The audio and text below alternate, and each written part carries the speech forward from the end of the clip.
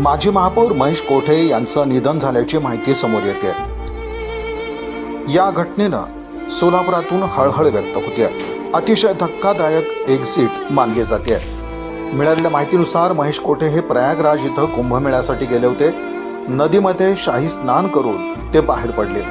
यानंतर थंडीमुळे रक्त गोठलं आणि त्याच वेळेस त्यांना हृदयविकाराचा जोरदार झटका आला। हॉस्पिटलमध्ये नेण्यापूर्वी त्यांचा मृत्यू झाल्याची माहिती समोर येते।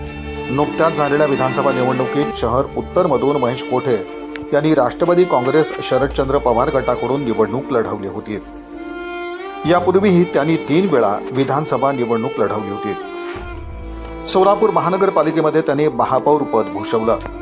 महापालिकेतील एक दिग्गज नेते म्हणून त्यांचं संपूर्ण महाराष्ट्रात नाव होतं। महानगरपालिकेच्या कारभाराचा प्रचंड अनुभव असलेल्या नेत्याचं अचानक निधन झाल्यानं सोलापुरातून हळहळ व्यक्त होत असून अनेकांना या वृत्तानं धक्का बसलाय।